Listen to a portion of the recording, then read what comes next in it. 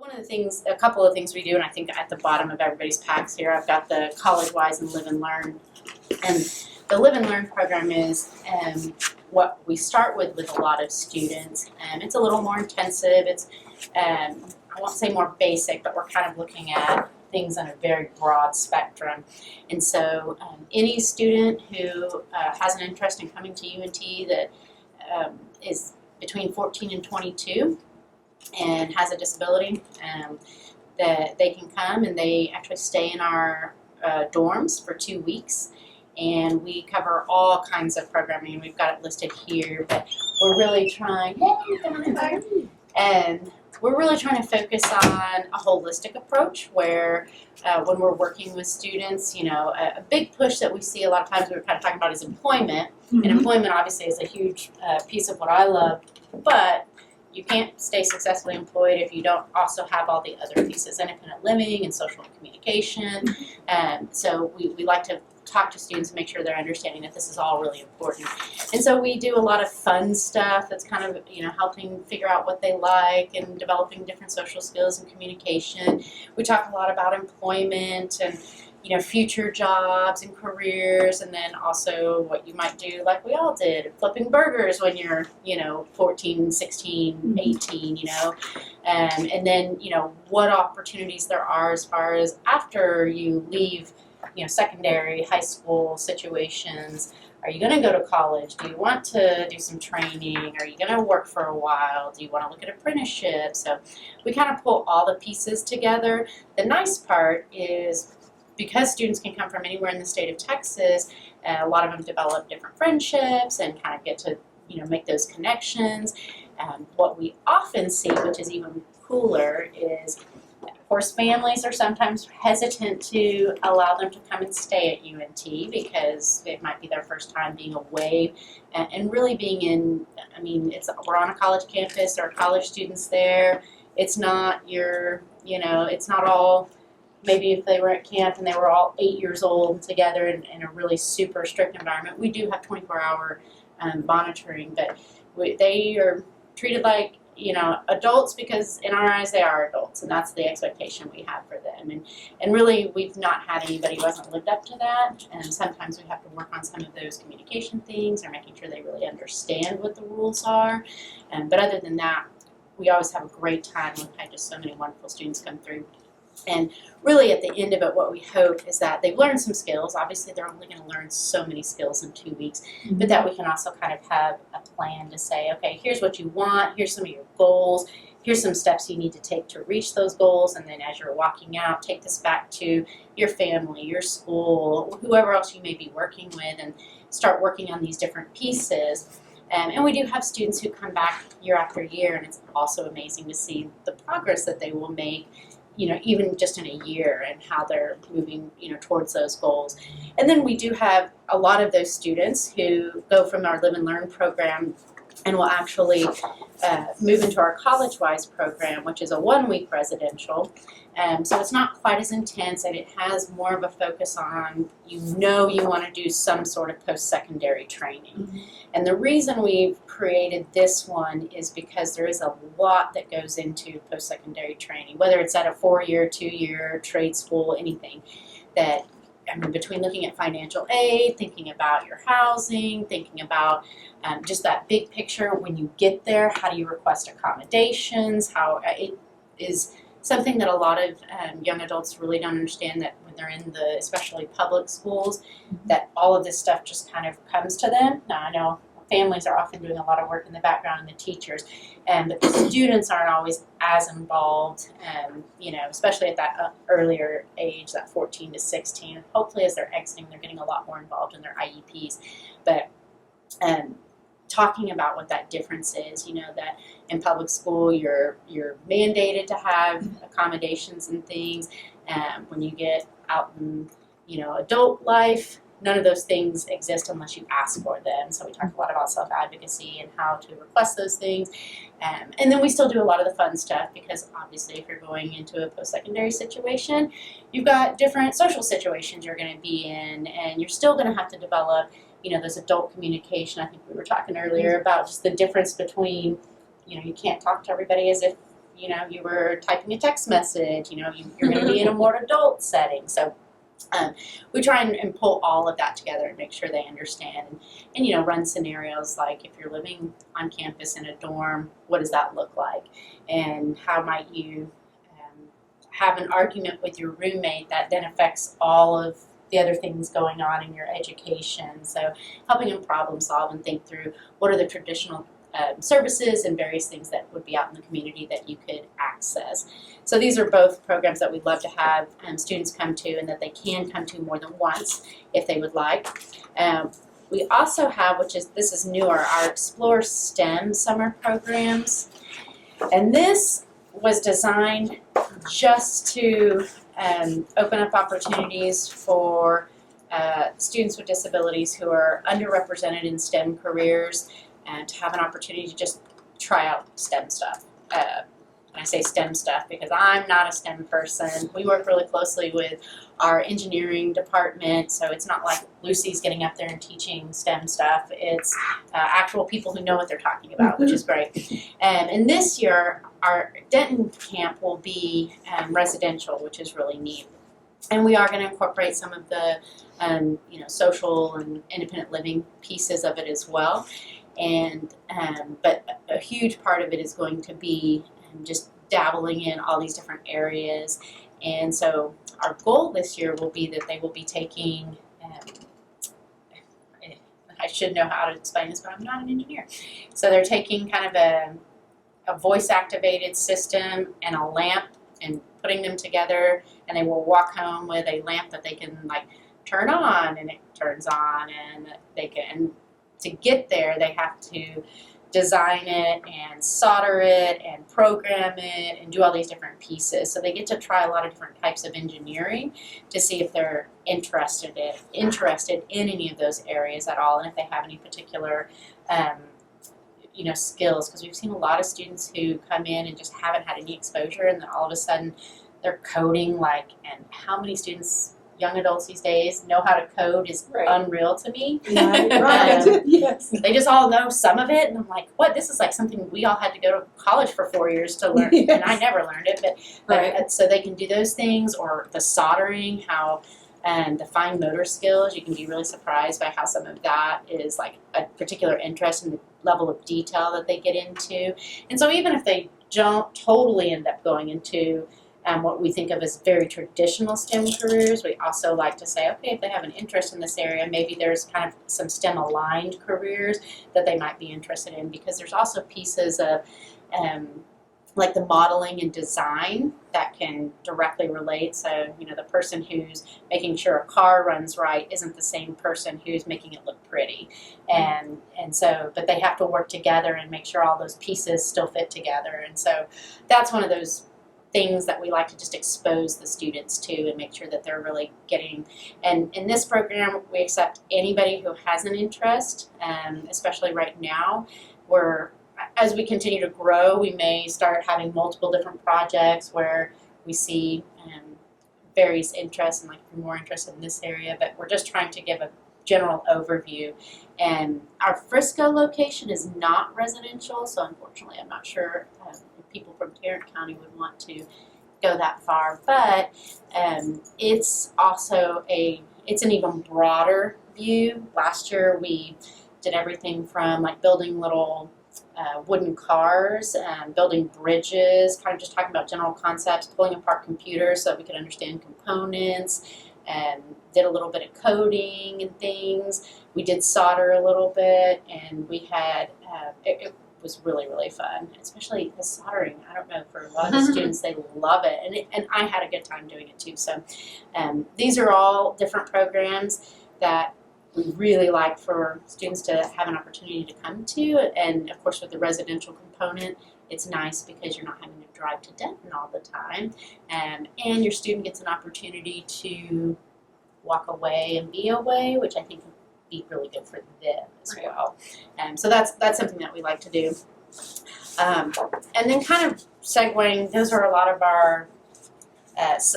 our summer programs. throughout the year, we also do a lot of just general training. And so what I like for families and things to know is if you're working with vocational rehabilitation, which hopefully you are, and they you can request for like specialized programming to come around. And so we'll do one-day summits where we come out and we can design a training. Recently, some of the things we've done is have anywhere from 40 to 100 students come in and basically have like a one-day conference where we have various topics that they can go through and try and have little exhibit tables and things. So really treating it like here's not a job fair, but maybe the kind of pre-job fair where you're learning some skills about interviewing and whatnot. But we can, tailor any of that programming. So if you had an idea or an interest, throwing it out there and letting us know, and those are always things that we like to hear about because we can reach out and find different partners. We work with the education service centers and Texas Workforce Vocational Rehabilitation. We can find grants, and so there's a lot of different stuff that we can do to help support whatever programming may be important to you too, and that kind of falls underneath our customized transition trainings. Another piece, and I always like families to know about this, is just because most of you are working or know someone who's working or may have someone, especially your student. I know she's only like 12, right? So not working yet, but will be in the future. We do a lot of employment related trainings too. We like to go out to employers and talk about why they might want to, develop specialized programming, how to do those things.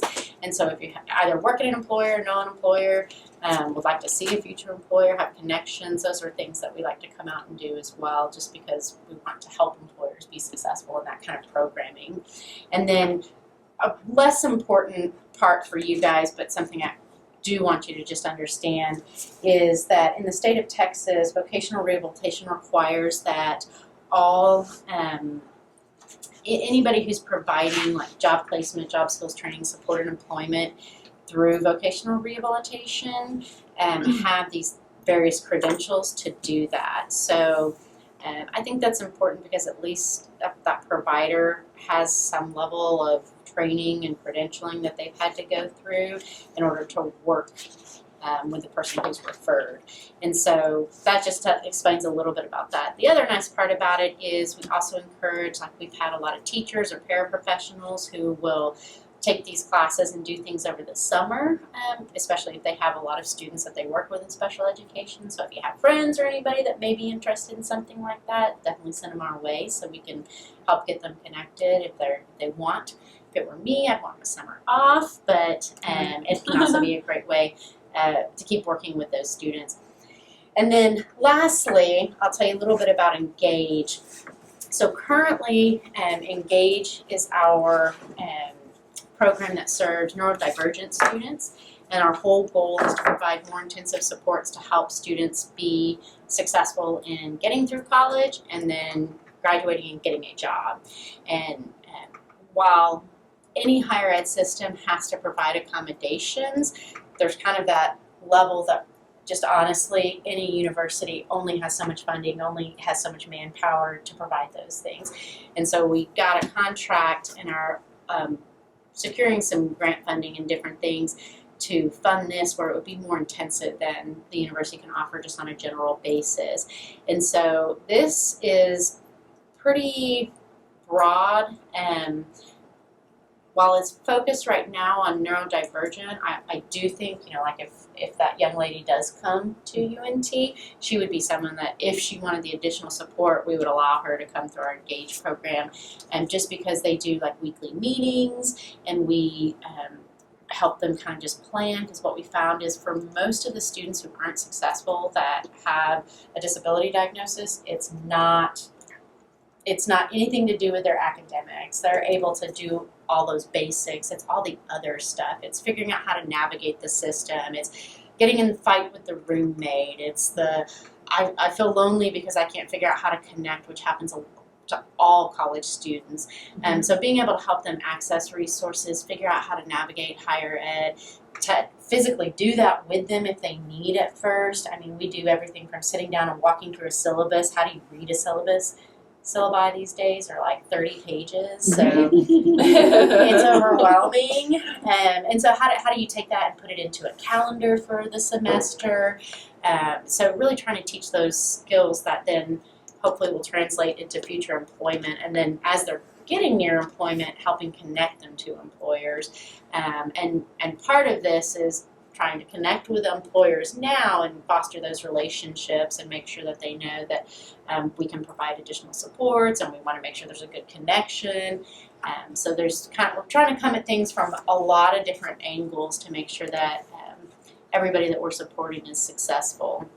And so with that, one of our future goals, and I kind of talked about this a little bit, is to kind of branch out from this and create a post-secondary transition program and for students with intellectual and developmental disabilities. Now this is for UNT students who are getting a UNT degree, and that program would be kind of the step before that. So it would be coming to UNT, participating in all the UNT stuff, but doing more like a certificate or some other type of vocational training, but also getting all the other supports and things that they could, being at the university level, peer supports, being there.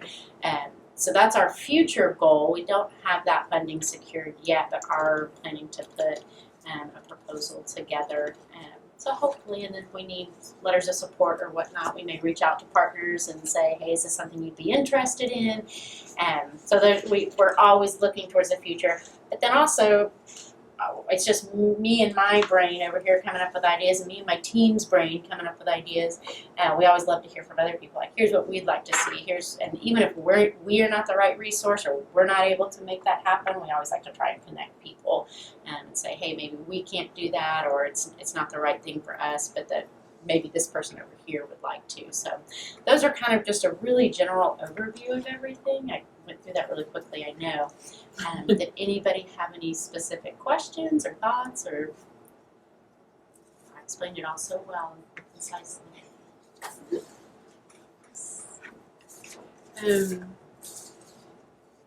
Like, what is your and you may have covered it and I missed it. Like, about how many people do y'all have, like, in each camp? So we have 25 per camp, and we have 3 sessions of Live and Learn. We have 2 sessions of UNTWise, 2 sessions of our STEM at UNT, 1 session of our STEM in Frisco. So we serve quite a few students during the summer. Wow, that's great. Yeah. And when was this introduced, this program with all the programs? I have to think back. It's been a few years now, and actually it was before my time, and there was a summer program at UNT that was geared for students with visual impairments, and then that kind of went by the wayside, and then this came up maybe 5 or 6 years ago, and then it's just been morphing over time, and keep changing things and adding and updating, and then STEM. This will be our 3rd year to do STEM. So first year looked really different, last year looked different. This year we're trying something new, so we're just trying to kind of find a good niche. But really on that, the whole thing behind that is just giving more opportunity, because what we've seen, and hopefully we will do some research with this as well. I should say we try and incorporate research into all of our programming, just because it helps to build some legitimacy for us, but then also we can inform the field and show things that are working well or things that aren't working well, and provide some best practices. So that's also future goals. But with the Explore STEM, we do know that people with disabilities are underrepresented in those fields, and so trying to get any interest, and again, STEM-aligned fields, and that it's not always, I always think of STEM, and I think computer engineer, someone behind the computer coding, right. And there's so many other jobs. And so helping to kind of broaden that perspective and really see what's out there, and that there's a lot of jobs that, I probably wouldn't say STEM, but they really are, just because of all the little pieces that go into it. And so just broadening that for students, because we had quite a few last year who in my personal opinion, probably a lot of people looked at that student and said, oh, they can't do STEM. And they were in our program, and I was amazed at all the different things they were doing and how detail-oriented they were, and they focused in and were building these cars and bridges and things, and you're going, whoa. Like that is, I mean, you know, I just think back, like, I wish I had something like this as a kid, because this is, I mean, it's really cool. So those are a little more broad and kind of across the board, but the College-Wise and the Live and Learn are really focused in on, we want to provide a holistic view and give a lot of skills that they can walk away with and plans for how to continue to develop those to reach their ultimate goals. I noticed that College-Wise and Live and Learn, they both have scholarships that you can apply for. Would you speak to that a little bit? It looks like TWS scholarship. Yes, so, and I tell everybody, you can private pay. I don't suggest that. I would suggest going to Texas Workforce Solutions, and I did bring some information about them that you can apply. It is an eligibility process with Texas Workforce Solutions. However, they also have a potentially eligible category that families can participate in, which just means you don't go through the whole eligibility process. You kind of sit in a category and you can still get some of these services, including our summer programs, along with other things. But anybody who is kind of getting into that 14 to 22 range, I strongly suggest, because vocational rehabilitation has a lot of great connections, a lot of great programming, and their whole goal is to help people with disabilities gain employment. And so, especially in that transition age, they have to spend 15% of their total funding on transition students. So there's a lot of programs being developed, a lot of things out there, and so if you get connected, hopefully you have a counselor who will tell you about all the other, because as much as I love our programs, they should obviously go out and be, you know, participating in other programs as well, and services. You know, they may qualify for you can qualify for anything from speech therapy to, you know, like we were talking about, supported employment. And so there's anything that would support a person in becoming employed is what they can really do. Do you have like a high number of people with Down syndrome that come to this? Okay. We've had less at College-Wise, but again, I think that's kind of one of those maybe stereotypes, because we call it College-Wise, but it's not just for a four-year university. We're also looking at any kind of post-secondary training. But then, even like I said, with the four-year university side, we had one young lady who her hope is to come to UNT, and I think she could, you know, come and do really well, and hope she does. So. But the rest of them are. That's why I like to say, especially for younger students, Live and Learn's a good one to start with, because it's kind of more that base level. The College-Wise is more focused on this is, you already know what you kind of want to do, and most 14 to 18-year-olds aren't as clear on what they want to do. And so that Live and Learn is where we kind of explore a lot more, and we're a little more open about that and trying to help them narrow some things down and then start to develop some of those skills so that they can get to that point where they're like, okay, this makes sense, and I want to go do this vocational training, or I want to, you know, go in this direction. So the counselors or the people who work in the Live and Learn and the College-Wise program, are they employed by UNT full-time, or are they people who are brought in? It's kind of the background. That is a really great question. Thank you. So we also use our programming, because we're part of the university, is to train future professionals. So we hire graduate and undergraduate students who are in helping professions. So behavior analysis, speech language pathology, rehabilitation, psychology, counseling. Really, as long as they have an interest, they go through our interview process. And so there are day-to-day counselors. We have 3 shifts during the day that cover and overlap, and then we have overnight counselors who are there to make sure the students, if they need anything, that they're not running around each other's rooms or whatnot, because we do have to make sure they're being good. And they are happy to test the boundaries like every college student. So, but no, for the most part, they're very, very wonderful. And so we hired them, but then it's myself and 2 of my other staff members who are the ones training everybody, and kind of we oversee everything and make sure all the moving parts are going okay. And should there be something that happens, you know, for instance, last year we had someone who had a seizure, and thankfully we had our staff really well trained. They knew how to respond. We were able to, you know, walk through that and help the student out, and everything turned out fine. So that's great. It's like, you know, as a director, I'm like, ooh, yay, that's like a great, I mean, not that the student had a seizure, that wasn't great, but, and that we were able to appropriately help them and that they turned out, everything went like it was supposed to. And so that always feels good that we know that when there can be emergency situations that come up like that and that we can support them. And a lot of it is also training our students on simple things like how to communicate with this particular age level. We're not treating them like children. That's not going to work well,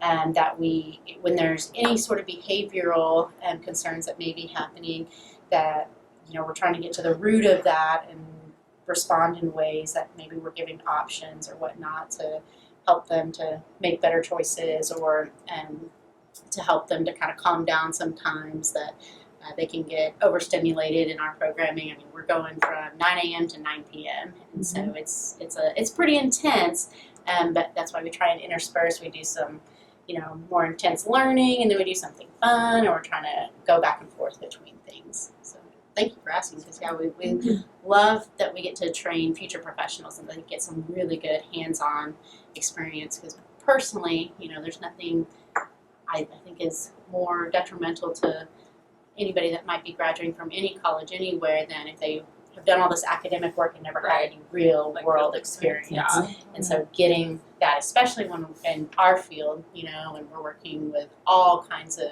people, that it's really helpful to actually see and know that, just one person that has Down syndrome is one person that has Down syndrome. Right. There's not those stereotypes that you're going to have different personalities and different reactions, and it's a person's a person. So, especially at this age, they are all teenagers and young adults, and we love that. So, it's a really good way for them to gain experience.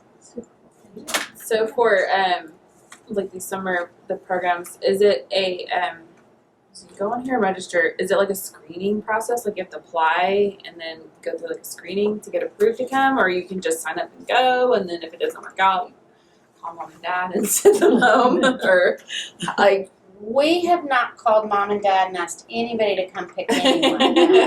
We have had some students call mom and dad and say, please come get me, and mom and dad broke and came and got them, despite us saying, please give us a few more days. We really want to work with them because we think we can get them where they want to be.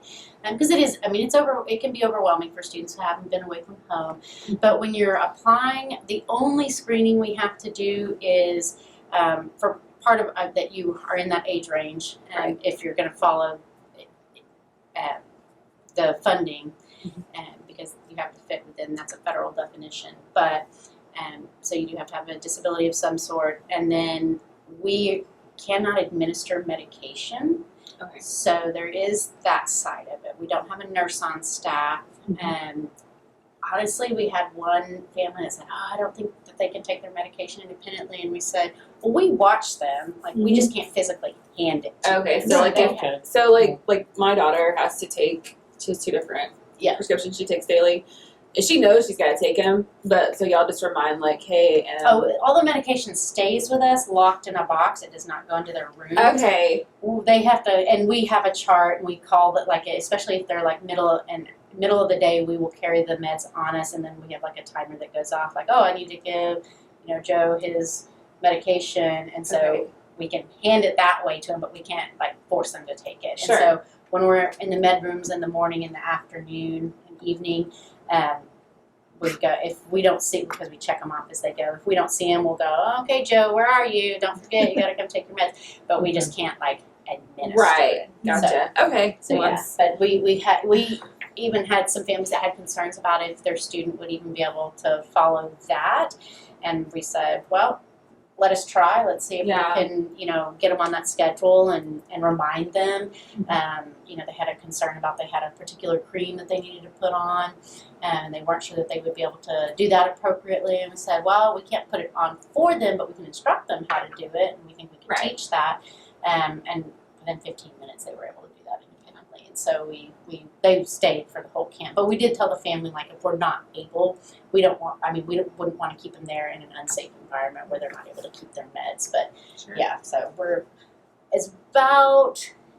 that's the level of support that. So if someone needed and we wouldn't say no to somebody if they did need that level of support. We just can't provide it. So we have had some families who've asked, if they had someone who needed more help with independent living, if they needed, help with in the bathroom, toileting. We can't do those things, but we're not opposed to having a caretaker come in. So we could, arrange that. It's really what happens is you apply and we have individual conversations with every family. Right, what the needs are. Yeah, what the needs are, make sure we understand them fully so we can appropriately support those students. Because we want them to have a good time, we want them to be in a good learning environment, and if there's some of those things that get off it, we really haven't seen anything come through that we weren't able to handle. We haven't had anybody in the last 2 years that brought a caretaker, but I recently had several families ask, and I said, it's not a problem, it's just, unfortunately, the thing is with funding. So who's funding that caretaker? Hopefully it's a Medicaid waiver service that might be, covering that cost, and in that case, yeah, absolutely, they can come in. So hopefully. Yeah, that was a great question.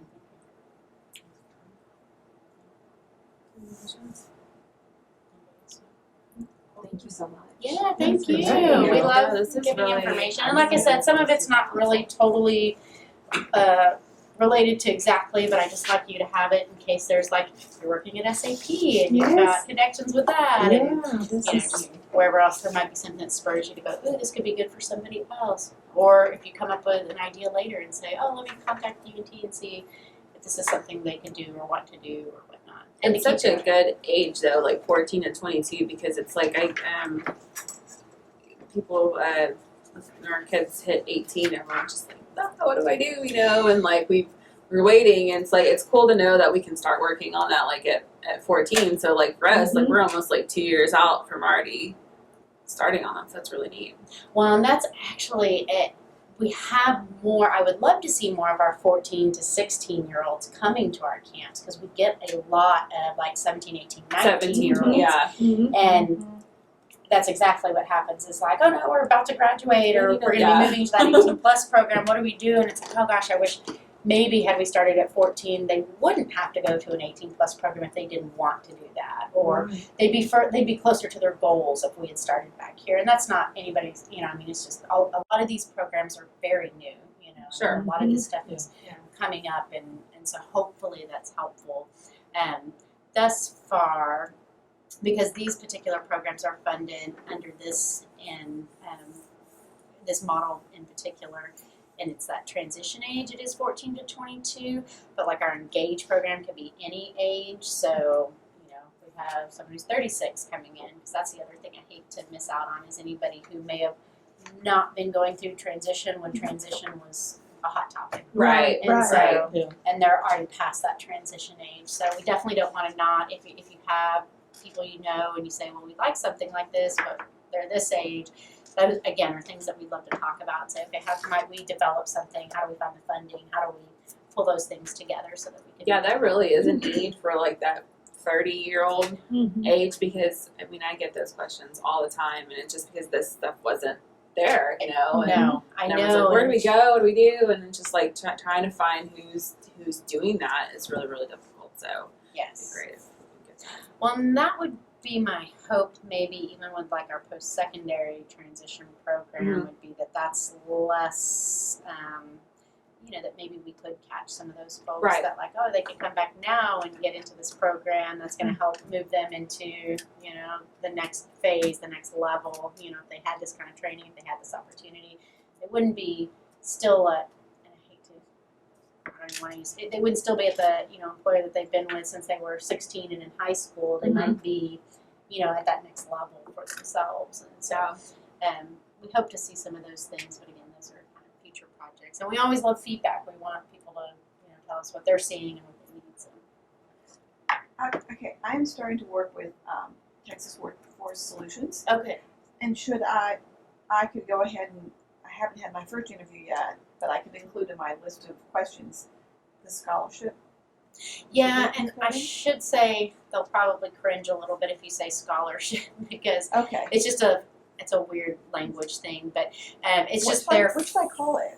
What language should I use? Yeah, that I mean, you're wanting it as a service. So it's kind of Okay. thinking about it like a Medicaid waiver, kind of, that Yeah. VR has a certain set of funds, and that if you come in, they're not going to say you qualify for $5,000. They're going to say you qualify, and here's the types of services that you can qualify for. Let's look through these. And then you may find stuff and go, hey, I found this. Could I qualify for this to be funded? And then they can help, say yes or no. And so, and the weird part is you can be eligible for VR, and it doesn't mean you're eligible for every service that they offer. But I'm sure if you're looking at something like one of our summer programs, that and your student is eligible. I keep saying student because I'm assuming everybody's younger. That's not necessarily true, but that they probably would qualify. Because really, it's just looking at, do they have a disability, and is there an impediment to employment in some way? And this is one of the very many services that they have that can help, start gaining those skills and giving different things. So it's usually a little easier, especially in that transition age, to see that need and to justify that need. So, but yeah, definitely bring all, not just our program. You should bring all kinds of ideas, and let them know that that's what you're looking for, because their ultimate goal, I think the hard part too, is helping families understand that you're relating everything back to work, but obviously you need, work may be a little further down the road, and so there's a lot of steps to get there, and this may be one of the first steps, is getting some of that experience and gaining some of those skills, and then the next thing may be, another program, and then another, and then you're finally getting to that employment piece. So it might be a longer journey. I know a lot of the families, how old is, if you don't He's mind? 18. Okay, a lot of families I worked with, or all my families were transitioned, but especially at that 18, I was working with them for 3, 4, 5 years, because it just takes that long to kind of walk through a lot of those steps and get to that point where we can truly say, okay, you're stable, and then you can always go back. So, if something happens and you need those services again, you can go back to VR. So you may not have only one case either. So if everything goes really great, and in 2 years they've closed your case, and then 5 years down the road you need them again, you should go back. So I definitely like families to know that too. And if you have a bad experience, don't assume that's going to be everybody that you work with. You can tell I used to work for VR because I do love VR, and so if you find, I know even myself, I couldn't be the end-all be-all counselor for everybody. My personality might not fit well with a student, and so, don't feel bad if you don't have that click with your counselor. You can't ask for transfers, or Okay. if you're not understanding That's good to know. something. Yeah, if you're not understanding something, I would definitely, and like, sometimes I feel like, I don't know how to say this any differently, it's just maybe my brain's stuck in this one way. And, to ask for the supervisor to explain it, and sometimes that can be helpful. So don't be afraid to make sure you're really seeking out how you can best be served by vocational rehabilitation, because there are a lot of great counselors, and there's a lot of great services. And especially for his age, there's a lot of good funding. So good. So good. He's already doing, he goes to Wedgwood, which has a half-day program, so he hasn't graduated yet, but he's going to TCC's TCC transition program Yeah. in the morning, and then goes to regular school in the afternoon, and he's really enjoying that. Oh yeah, for sure. So yeah. And, Is that at the TCC South campus? Yes. Okay. Yeah, I've seen their program. Okay, cool. So yeah, so that's neat to, you've already got some cool things going on, so hopefully they'll be able to come in and supplement and help out. Yeah, but this looks very good. This really looks great too. Yeah, and just if you want something different to do in the summer, like I said, it's always good to have different experience, and there's more. We serve the whole state. We tend to see a lot of people coming from the Metroplex, obviously, because it's fairly easy, but we do have people come from Austin and Houston and around, and so, if you find programs in other parts of the state, it's not like you can't ask for, is this something that you can participate in too, because VR may also be sponsoring some of those things, because it is a statewide project. So. Did the schools, does this information go out to the schools and the counselors? That's great. Yes. So one of the, it's like everything, it's really hard to hit everybody, so it's really easy for us to blanket the Metroplex, because we're here and we have contacts with everybody here, and so it gets blanketed really well here. it's harder to get it spread across the rest of the state, but we do try and get it out there. So here we'll send it to like Education Service Center 10 and 11 so that they can trickle it down to all the schools, and then of course up to all the vocational rehabilitation counselors so that they're aware, and really trying. It's real interesting. I'm going to ask our yes, if they're familiar with this, because I want to see if it how well it gets, and I'm sure some areas it gets trickled down really well, and then others. Yeah, you know. absolutely. And we do have this all electronically, so I can Okay, definitely send that if you want to Perfect. send me any emails or whatnot. I can send it to you and Right. share it out. That'd be great. But yeah, that way you guys can share it with whoever else, because we just like to get it out there. I think everybody's that's going to be good for it. Yeah, this will go phenomenal. on our website. Awesome. And we do post everything. We try and make things easier. Our website, thank goodness, is being updated in the next week because it's not very pretty right now. So we try and go and get on it. It's probably not going to be real helpful, but another week it should be looking much better. And we'll have all of this stuff posted out there as well. So it's fine. Because I could see this going into all the students' hands and just having Right. them see this opportunities out there, because Oh, these yeah. are phenomenal. Yeah, and like I said, we like to have a variety of students. We want to have people coming from different areas. Yeah. We've had families in the past that ask, "Oh, our kids are best friends and they want to go together," and so we've had to really think about that. Like, do we think that's the best? Because we really want to challenge them to, not be in. I've got my little clique while I'm Right. here. Right. Like, we want them to make new friends. We want them to have to communicate, and and I guess I didn't even really go through all the list, but we do like an escape room where they have to work together as a team to get out, and of course we're there to help because I didn't know how hard escape rooms were until I did one in the last year. We developed this one, so we made it a little more simple, just for the sake of time, not for the students, but for the sake of time. And we do like these fun tabletops that are interactive, where they have to solve puzzles, and about like answer questions appropriately about interviewing, so that they can unlock something, so that they can. So we try and use a lot of gamification where we can, so that the students are more. It's not just us standing there talking at them, because no student wants to listen to me talk. They're it's like, oh, who are you? And so we really try and get them engaged in everything that we're doing. That's why we even use things like, we do rock wall climbing, and so that might be a situation where we're monitoring to see from our side who, is really adventurous and just jumps up there and is kind of taking that leadership charge, who might have needed a little encouragement, because I think those are important things to recognize too. Like, if a student really just needed a little bit of encouragement and then they went and did something like that, that's a good thing to keep in the back of your mind if you're working with them as a teacher or as a counselor or whatnot. That may be all that's in their way of doing that next step is just some encouragement. Or we do in our Willis Library we do a technology petting zoo is what we call it, and it's really neat. We go through and they do like show them how we burn all these things you see on Etsy nowadays. And how they like burn those pretty little images into wood, how they do is it cricket? However you say it. And show how they do those kinds of things. They actually do some like embroidery and sewing, some soldering. We do, 3D printing. There's just a lot of different hands-on things. We go out into the community and we tour 2 different work sites. Not so much to say, oh, you should work here, but we're trying to open up the students' minds to when you walk into any employer. And so last year we did Winco and the Best Western, because we need kind of larger employers that have multiple, but we're trying to show, like, you think of like Winco has this warehouse out in Denton, and you think, oh, warehouse, ugh.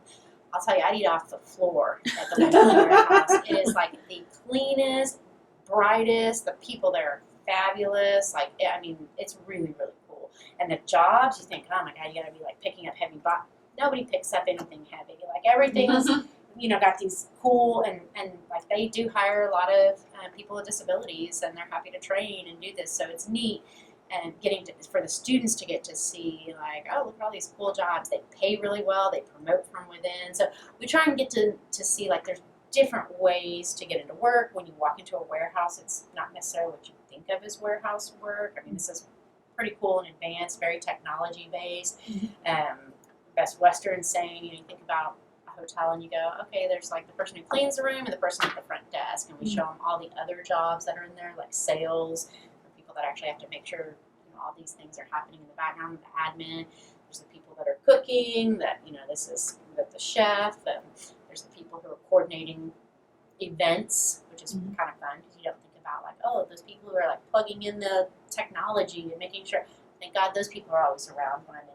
So and a lot of these students are really good at that stuff, and so it's like, oh wow, I didn't think about that. Like I could go be employed at a big hotel and I'm not cleaning rooms. I'm like the AV tech person that's running around during these events, and some of those are full-time jobs with benefits, and so we like to just always be helping the students think bigger and think outside the box and really look at, and then we bring in community members that talk about what we call, why am I forgetting what we call it? Sorry, our creative career forum. Sorry, I came up with that term and I was so proud of it. My brain's like not working. So our creative career forum was our way to talk to students about, we have seen like students take stuff that they make, or they have these really great artistic talents and they turn it into like a self-employment career. And so we want to encourage students to think about things that way, that like the gig economy is really big. So you could be working multiple things. So if you're someone who likes to do lots of different stuff, you might have multiple jobs doing this and doing this and doing this, and altogether that's your full career. And so we bring in community members that talk about, like we had one lady who was a again, my brain, sorry, and she was an accountant, and she was quitting her job as an accountant, making good money because she was making more money selling her stuff on Etsy. She did a lot of embroidery, cool things, and she was very artsy. So we were trying to just help students like think outside the box, like you think like here's the things you have to do to be successful or to make money, but there's a lot of different stuff out there, and so we really try and just pepper them with lots of different information and give them ideas so that they can go, oh, okay, it doesn't have to be, because right now I think we're starting to get out of it, but for a long time it was like, graduate from high school, you go to college, you get a job. It's like, that's not what everybody's trajectory looks like, really. And that, as much time at UNT, not everybody needs a 4-year degree, so what does that really look like? In fact, if I went back right now, I'd probably be a plumber, because they can charge anything they want. And there's a huge shortage of them. I tell students all the time, like, if you like working, I seriously consider it, because you can charge like $300 an hour. There's a huge shortage of them. Actually, a lot of the construction and that trade industry, they need younger folks coming in, and they pay crazy money. I mean, they all make more money than I do, and I'm like, wow, I need to go back. Right? I can do that. Yeah, it's pretty cool. So just helping them to understand that and open up, what that. And we do cooking labs, nutrition labs. I'm sorry, I get really excited about it. So talking about it, like all the very cool things we do, and do a physical fitness lab where they can just, because one of the things we saw was actually working with one of our kinesiology professors, was that a lot of times people are just like intimidated by even working out, and so we actually take them into the gym and show them how to work equipment and exercises they can do with simple equipment like ropes or medicine balls or things like that, and then like games they can play that are very physical and fun. So if they want to like go to the gym with their friends, they can do this instead of running on a treadmill for 30 minutes. So I'm like, I don't go to the gym either, but I would be more likely to do that.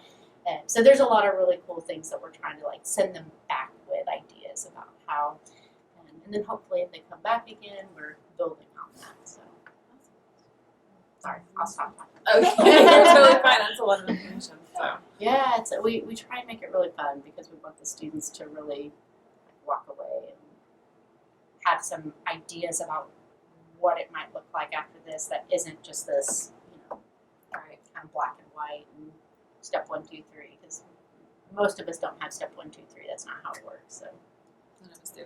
yeah, it's like you start on step 1, 2, and then it's like me, and you get side. Yeah. So it's very very good for them to see that that's totally normal and really expected out of all of us. So okay, I promise I'll stop talking. Did y'all have any more questions or? Awesome. Thank you guys. I Thank you appreciate. for coming out here. Yeah.